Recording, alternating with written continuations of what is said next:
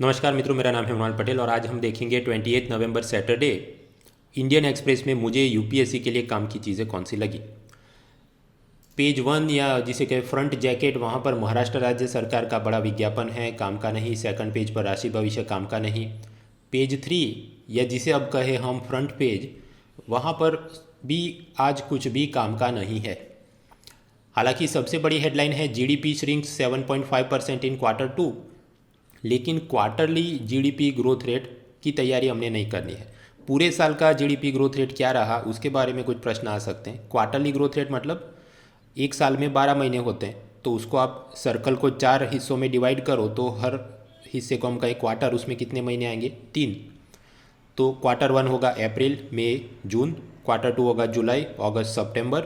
तो ये news headline ऐसा बोलना चाहती है कि इस साल जो जुलाई अगस्त सितंबर में जितना उत्पादन हुआ वो पिछले साल जुलाई अगस्त सितंबर में जितना उत्पादन हुआ उससे 7.5% कम है। ऐसी डिटेल्स हमने तैयार नहीं करनी। आप पिछले 25 साल के यूपीएससी के पेपर उठा के देख लो, प्रीलिम्स के, मेंस के, क्वार्टरली ग्रोथ रेट के बारे में वो नहीं पूछते हैं। तो जो करंट अफेयर्स पीडीएफ वाले इसकी भी 2-2 पेज की समरी बनाते हैं और जो यूट्यूब पे 1-1 घंटे के वीडियो बनाते हैं, मेरा आपसे कहना है कि टाइम वेस्ट मत करो इन सब में। इसके अलावा ये फ्रंट पेज पे बाकी तो वही दिल्ली में फार्मर का प्रोटेस्ट और कोरोना, वो सब बॉल बाय बॉल कमेंट्री काम की नहीं। फिर पेज 4 पर स्टेट स्पेसिफिक न्यूज़ से आज GS paper 4 ethics case study के लिए एक और दिलचस्प खबर। किस्सा कुछ गुजरात का है, इसको मैंने थोड़ा मॉडिफाई किया है। मुद्दा ये था, एक डॉक्टर को किसी और आदमी के साथ प्रॉपर्टी का डिस्प्यूट चल रहा था। उसने दुकान खरीदी थी या सामने वाला वो ज़मीन पे गैरकानूनी कब्जा करके बैठा था, समथिंग। डॉक्टर ने पुलिस में फरियाद करी, कोर्ट में, लेकिन कुछ उसका सॉल्यूशन निकल नहीं आ रहा था। तो डॉक्टर ने हताश होकर एक नकली जीमेल आईडी बनाया, प्राइम मिनिस्टर्स ऑफिस @gmail.com या ऐसा कुछ, और वहाँ से उसने पुलिस को, डीजीपी को, सबको ईमेल लिख दिया कि ये जो डॉक्टर हैं उनका केस जल्दी से जल्दी सॉल्व करें। मतलब ऐसा प्राइम मिनिस्टर ऑफिस से नकली ईमेल उसने भिजवाया। पुलिस ने उसको अरेस्ट किया है क्योंकि ये सब करना अवैध है, इस तरह से इम्पर्सोनेशन ऑफ फॉर्जरी, इम्पर्सोनेशन। खैर, डॉक्टर अपने हिसाब से ये सोच सकता है कि मैंने तो इसमें एथिकली गलत किया है, सीधी उंगली से घी नहीं निकल रहा था तो मैंने उंगली टेढ़ी करी। तो एथिक्स पेपर 4 का सवाल ये है कि how do you think about this doctor's approach to ethics. और दूसरा प्रश्न उससे भी बड़ा, कई बार हम पाते हैं कि ये जो भी ज़मीन और प्रॉपर्टी के डिस्प्यूट होते हैं तो लोग कोर्ट कचहरी जाने की जगह अपने इलाके के दबंग, बाहुबली, माफिया टाइप एलिमेंट के पास जाकर उसका न्याय मांगते हैं, क्योंकि उनको लगता है कि यहाँ पर हमको जल्दी से न्याय मिल जाएगा। So what should be done to prevent this, या फिर कि पब्लिक ग्रीवांस रेड्रेसल के लिए को और बेहतर कैसे किया जाए, प्रॉपर्टी डिस्प्यूट्स को और बेहतर कैसे किया जाए, इस बारे में आप सोच के कुछ मुद्दे तैयार रखिए। फिर चले हम लोग पेज 5 पर, state specific news, again not so important. Gujarat के अंदर जो श्रम कानून होते हैं, लेबर लॉज, उसमें कुछ सुधार किए गए ताकि कोरोना में इंडस्ट्रीज़ को मदद मिले, लेकिन कुछ खास दमदार चीज़ें नहीं। फिर पेज 6, वो भी स्टेट स्पेसिफिक न्यूज़, हालांकि वहाँ से एक और अच्छी हमें केस स्टडी मिलती है। गुजरात हाईकोर्ट वो कुछ सुनवाई कर रही थी कि कोरोना के केस बढ़ क्यों रहे हैं और राज्य सरकार ने क्या कदम उठाए। Interestingly, chief justice of Gujarat high court ने खुद ये पाया दुख के साथ कि मेरे खुद के ही जज 500-600 किलोमीटर दूर शादी ब्याह अटेंड करने के लिए जा रहे हैं, और वो भी ऐसे दूर के रिश्तेदार के वहाँ। तो ये जो कोरोना में हम सब नियम बनाते हैं कि 50 गेस्ट से ज़्यादा नहीं, 100 गेस्ट से ज़्यादा नहीं, लेकिन जज खुद ही ये बात नहीं मान रहे तो दूसरों से हम क्या उम्मीद रखें। और इसी प्रकार के प्रॉब्लम्स आप पाएंगे दिल्ली में भी। कोर्ट ने कहा कि पटाखों पर प्रतिबंध है, रात को नहीं जला सकते ये टाइप के पटाखे, लेकिन फिर भी उसका धड़ल्ले से उल्लंघन हो रहा है। अटॉर्नी जनरल का, एडवोकेट जनरल ऑफ गुजरात, उनका ये कहना है कि पब्लिक ऑर्डर, ये जो जन व्यवस्था के नियम हम बनाते हैं, लेकिन जब पब्लिक सेंटीमेंट, लोगों की मतलब ये भावनाओं का मुद्दा आ जाता है, शादी में जाना है, पटाखे जलाने हैं, तो फिर उसको लागू करना मुश्किल होता है। तो आप ये सोचिए कि व्हाट शुड बी डन जब भी पब्लिक ऑर्डर कुछ और कहे और पब्लिक सेंटीमेंट कुछ और हो। ये कोरोना लॉकडाउन में शादी ब्याह में नहीं जाना है, पटाखे नहीं जलाने हैं, शादी में दहेज नहीं देना है। शादी के दौरान यूपी बिहार में सेलिब्रेटरी फायरिंग होती है, मतलब वो बंदूक से हवा में गोलियां चलाते हैं, उसमें भी कई बार लोग जख्मी हो जाते हैं। फिर धार्मिक प्रदर्शन अलग अलग रिलीजन्स के जब निकलते ट्रैफिक जाम हो जाता है। फिर ये मकर संक्रांति के दौरान पतंग जो उड़ाए जाते हैं उसमें चाइनीज़ स्ट्रिंग वो ऐसी होती है, चाइनीज़ स्ट्रिंग की गला काट दे, इतनी खतरनाक, लेकिन फिर भी लोग उसको यूज़ करते हैं। उस पर प्रतिबंध भी बहुत मुश्किल हो रहा है। फिर गणेश जी की और दूसरे देवी देवताओं की मूर्ति का जो विसर्जन होता है, कोर्ट कहती है कि आप मिट्टी से बने इको फ्रेंडली आइडल्स यूज़ करें, लेकिन फिर भी लोग प्लास्टर ऑफ पेरिस वाले यूज़ करते हैं, बहुत बड़ी साइज़ वाले यूज़ करते हैं, जिससे नदियों में प्रदूषण। तो इन सभी जगह पर व्हाट शुड बी डन, जब पब्लिक ऑर्डर कुछ और चाहता है, लॉ एंड ऑर्डर एनवायरनमेंट कुछ और चाहता है और लोगों की भावना कुछ और है, तब आप उस चीज़ को प्रॉपरली एनफोर्स कैसे करेंगे? That is the question for ethics paper 4 के लिए और निबंध के लिए भी। So that was page 6 state specific news, और उसमें से ही हमको एक केस स्टडी मिली। फिर हम लोग आगे बढ़े पेज 7 पर, वापस स्टेट गवर्नमेंट का बड़ा विज्ञापन है, काम का नहीं। पेज 8 कॉलम्स के अंदर भी आज कुछ काम का नहीं है। फार्मर प्रोटेस्ट की कॉलम, बट लेकिन कुछ दमदार मुद्दे नहीं। फिर ये कल जो मैंने आपको बताया था, अजीत डोवाल जा रहे हैं श्रीलंका में, फॉरेन सेक्रेटरी जा रहे हैं नेपाल में, और अपने फॉरेन मिनिस्टर जा रहे हैं सेशल्स में, तो उससे क्या फ़ायदे भारत सरकार को होंगे, लेकिन कुछ दमदार मुद्दे नहीं हैं। फिर खालिद अहमद, जो वैसे तो पाकिस्तान के बारे में सब खबर लिखते थे, लेकिन आज उन्होंने कुछ लिखा है कि ये vice president Kamala Harris America की वाइस प्रेसिडेंट बनी, उससे क्या फ़ायदा होगा, कुछ काम का नहीं।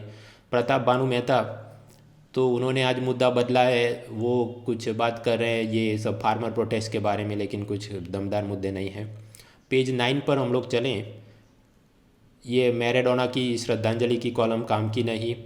फिर रियर एडमिरल ऑफ नेवी राजा मेनन, उन्होंने एक कॉलम लिखी है क्वाड एक्सरसाइज, नेवल एक्सरसाइज के बारे में, लेकिन कुछ दमदार मुद्दे नहीं, अपने एग्ज़ाम में काम आए ऐसे। पेज 9 पर तीसरी कॉलम है पल्लवी चौधरी और सोनल दे देसाई, उन्होंने बात की है plugging holes in the welfare net. हाँ, ये वाली चीज़ काम की। मुद्दा ये था कि उन्होंने पाया अमेरिका में कोरोना क्राइसिस के बाद कुछ कानून पास किया गया, coronavirus aid relief and economic security act, यानी केयर्स एक्ट। उसमें ये बात थी कि गरीब लोग, यानी जिसकी एनुअल इनकम $75,000 से कम हो, उन सभी गरीब लोगों को $1200 भेजे जाएं। लेकिन अमेरिकी सरकार ने जब ये योजना असल में लागू करने की कोशिश की, $1200 भेज नहीं पाए, क्योंकि उनके पास ऐसा कोई address, database, bank account number था ही नहीं कि सीधा गरीब के खाते में पहुंचे। उनके पास बैंक अकाउंट नंबर सिर्फ टैक्स पेयर्स के थे कि उनको टैक्स की रिफंड की रकम भेज सके। उसके सामने भारत के अंदर अगर हमने ऐसा कुछ कैश ट्रांसफ़र करना हो तो वो नेटवर्क हम पहले से बना चुके हैं, चाहे वो पीएम किसान योजना में किसानों को 6,000 रुपये भेजने हो, या प्रधानमंत्री जनधन योजना में सब गरीबों के बैंक खाते खोले गए हैं और वहाँ पर महिलाओं को 500 रुपये 3 महीने कोरोना के दौरान आत्मनिर्भर भारत प्रोजेक्ट में भेजे गए। तो ये दिखाता है कि सोशल वेलफेयर नेटवर्क के ये जो बैंक ट्रांसफ़र की जो पूरी सिस्टम है वो भारत में थोड़ी बेहतर है। हालांकि इसमें भी कुछ खामियां हैं, क्योंकि हम गरीब कौन है उसकी जो डेफिनेशंस यूज़ करते हैं कि महीने में इतने रुपए से ज़्यादा खर्च नहीं करे वो आदमी गरीब है, या फिर कि आपके घर में इतने संसाधन नहीं है, टीवी फ्रिज मोबाइल नहीं है तो आप गरीब हैं, इस प्रकार की अगर आप डेफिनेशन बनाते हैं, कई बार ज़रूरतमंद लोग उसमें से रह जाते हैं। उसका कारण कि भले आदमी के पास आज टेलीविज़न हो, आज तो झुपड़ी में भी टेलीविज़न होता है, लेकिन ज़रूरी नहीं कि वो गरीब नहीं है।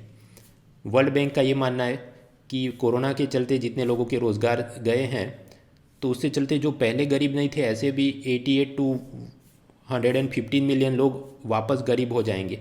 तो इन सबको आइडेंटिफाई करना, उनके बैंक खातों में भी योजना का पैसा पहुंचे, इसलिए हमने ये सोशल वेलफेयर नेट उसको और बेहतर करने की ज़रूरत है, डेफिनेशंस को अपडेट करने की ज़रूरत है वगैरह मुद्दे। तो पढ़िए, ये मेंस में बोल बच्चन के लिए उपयोगी। So that was page 9। Page 10 again state specific news, लेकिन वहाँ से भी आज एक दिलचस्प केस स्टडी मिलती है। गुजरात के भावनगर डिस्ट्रिक्ट में कोल माइनिंग को अप्रूव किया गया था और ऐसे कोयले की खदान का काम चालू था, लेकिन पता चला उससे ज़मीन में बहुत ज़्यादा हलचल मच गई और कुछ जो पूरी ज़मीन ढह गई या ऊपर आ गई 30-40 फीट तक, और सोशल मीडिया में क्लिप वायरल हो गई। इसके बाद कुछ पर्यावरण प्रेमियों ने कलेक्टर को आवेदन दिया कि ये कोल माइनिंग को यहाँ आप बंद करिए, क्योंकि ये भावनगर, कच्छ, ये जो पूरा रीजन है ये अर्थक्वेक की फॉल्ट लाइन पर है, तो यहाँ पर माइनिंग एक्टिविटी करने से अर्थक्वेक कुछ आएगा तो बहुत ज़्यादा जान माल का नुकसान। वेरेज जो कोल माइनिंग करने वाली कंपनी है उसका ये कहना है कि भारत की एनर्जी सिक्योरिटी के लिए हमको कोयला चाहिए, और हम ये जो भी प्रक्रिया कर रहे हैं उसमें सरकार को भी रॉयल्टी का पैसा मिलता है, तो उससे गरीबों का कल्याण भी होता है। तो हमेशा डर डर के जिए कि अर्थक्वेक आ जाएगा और हम कोई डेवलपमेंट के काम ही नहीं करें, कुछ माइनिंग ही नहीं करें, तो ये सही नहीं है। तो कलेक्टर के पास आवेदन गया है। As collector what will you decide? एक तरफ मुद्दा है कि अर्थक्वेक नहीं आ जाए और दूसरी तरफ मुद्दा एनर्जी सिक्योरिटी भी चाहिए। So how will you balance such things? Mains paper 4 के लिए सोचो। आगे चले हम लोग पेज 11 पे। पेज 11 और पेज 12 दोनों जगह कॉमन टाइप की केस स्टडी हमको मिलती है। पेज 11 पर मुद्दा ये है, उत्तर प्रदेश पुलिस ने एक 15 साल के लड़के को अरेस्ट किया क्योंकि उसने व्हाट्सएप से कुछ सरकारी नंबरों पर ऐसा मैसेज किया था कि मैं यूपी चीफ मिनिस्टर को उड़ा दूंगा। और पेज 12 पर वो जो मैंने आपको आगे 2-3 दिन पहले बताया था, एक केस स्टडी गुजरात के आणंद में किसी 10 साल के बच्चे ने ऐसा एक झंडा लहराया था जहाँ पर छेड़खानी की गई थी। समझो कि भारत के झंडे पर कुछ लिख दिया पाकिस्तान जिंदाबाद, उसको अरेस्ट किया गया था। और दोनों ही जगह पर कॉमन थ्रेड इज़ गोइंग कि ये बच्चे नाबालिग हैं, इनको कुछ पता नहीं था, कुछ सोशल मीडिया या यार दोस्तों के बहकावे में आकर उन्होंने ऐसा ये सब किया है। तो एज जज आप क्या उन पर दया दिखाएंगे? और दूसरा कि एज पुलिस ऑफिसर आप क्या कोशिश करेंगे कि इस प्रकार के जो भी प्रैंक्स किए जाते हैं या कुछ भी, वो शायद मस्ती कर रहा हो या उसे कुछ लग रहा हो कि ये सीरियस मामला नहीं है, तो ऐसे सब ये जो जुवेनाइल्स हैं उनको ये सब करने से रोकने के लिए आप क्या कदम उठाएंगे फॉर GS4 एथिक्स की स्टडी? इसके अलावा पेज 11 वही सब बोल बच्चन, पॉलिटिक्स काम का नहीं है। पेज 12 जम्मू कश्मीर के अंदर डिस्ट्रिक्ट डेवलपमेंट काउंसिल के चुनाव हो रहे हैं लेकिन काम की कुछ खबर नहीं। अर्नब गोस्वामी की बेल का मामला काम का नहीं। इन शॉर्ट 11-12 पर और कुछ नहीं। सीधा हम जंप करें पेज 13 पर। पेज 13 पर होती है एक्सप्लेन सीरीज़। आज थोड़ी काम की है। आज से कुछ साल पहले GS पेपर 3 इंटरनल सिक्योरिटी में एक प्रश्न पूछा गया था कि केरला का साइबर डोम प्रोजेक्ट, उससे क्या मदद मिलती है। तो इंटरनल सिक्योरिटी, साइबर सिक्योरिटी में वो कुछ डेटा कलेक्ट करता था और फ़ायदे। तो उसी लॉजिक पर ऐसा कोई स्टेट स्पेसिफिक प्रोजेक्ट या छोटा वाला कोई प्रोजेक्ट जिससे इंटरनल सिक्योरिटी या साइबर सिक्योरिटी को मदद मिलती हो, हमारी ध्यान होनी चाहिए। अब ऐसा एक चीज़ है, information management and analysis centre यानी IMAC, IMAC। ये ऐसा सेंटर है जहाँ पर इंडियन नेवी, कोस्ट गार्ड और मरीन पुलिस ये तीनों आपस में कोऑर्डिनेट करती हैं ताकि कोस्टल एरिया की सिक्योरिटी और बेहतर हो सके। आप जानते हैं कि वो 26/11 में जो आतंकवादी घटना हुई मुंबई में, आतंकवादी पाकिस्तान से बोट लेकर आए थे भारत अपने मुंबई के कोस्ट पर, तो ऐसी घटनाओं को रोकने के लिए ये IMAC सेंटर बनाया गया है। Indian navy, coast guard, marine police आपस में कोऑर्डिनेट करते हैं कोस्टल सिक्योरिटी के लिए। वो कैसे काम करता है उसका 150-250 वर्ड्स में आप थोड़े थोड़े मुद्दे बनाकर रखिए, क्योंकि आगे भी केरला साइबर डॉम पूछा गया था, तो ऐसी चीज़ों पर नज़र होनी चाहिए। फिर पेज 13 एक्सप्लेन सीरीज़ में और मुद्दे हैं कि पॉल्यूशन में ये पार्टिकल 2.5 PM 2.5 बढ़ता है तो कोरोना क्राइसिस बढ़ती है, बट वो कुछ बहुत ज़ोरदार नहीं।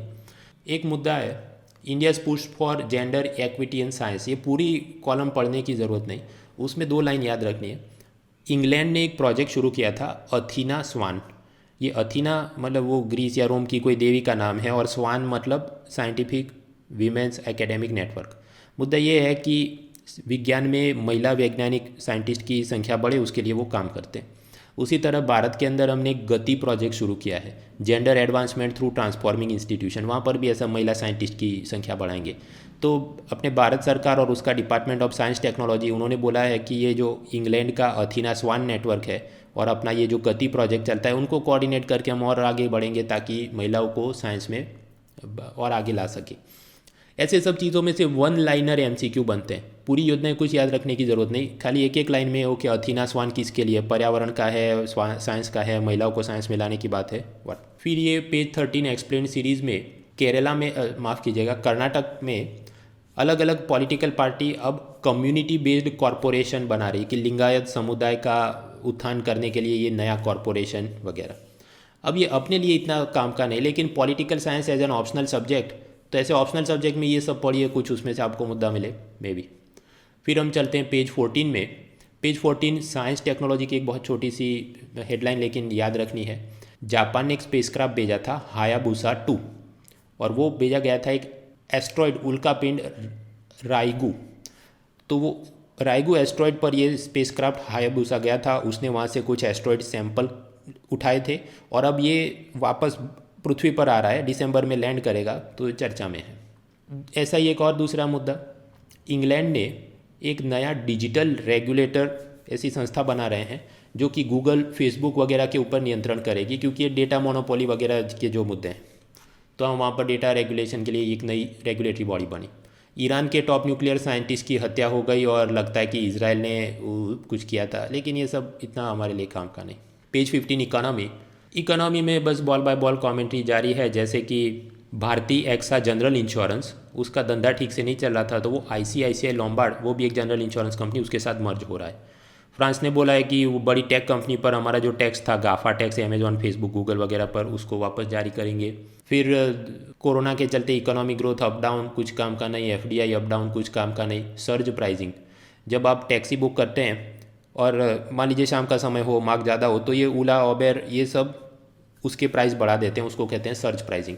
तो मोटर व्हीकल एक्ट में कुछ नए नियम बनाए गए थे कि इतने गुना से ज़्यादा सर्ज प्राइसिंग नहीं हो सकता, लेकिन काम का नहीं। बियॉन्ड द वर्ल्ड एसोसिएशन की सर्ज प्राइसिंग इधर है। हैदराबाद की कोई हेट्रो कंपनी रशिया की स्पुतनिक 5 वैक्सीन का भारत में निर्माण करेगी, काम का नहीं, क्योंकि ये पूरे जितना भी मुद्दा हो एक साथ में आ जाएगा न्यूज़ में जब भी ये डेवलपमेंट हो। पेज 16 पर स्पोर्ट्स में आज कुछ काम का नहीं। तो ये थी अपनी 28 नवंबर सैटरडे का न्यूज़पेपर।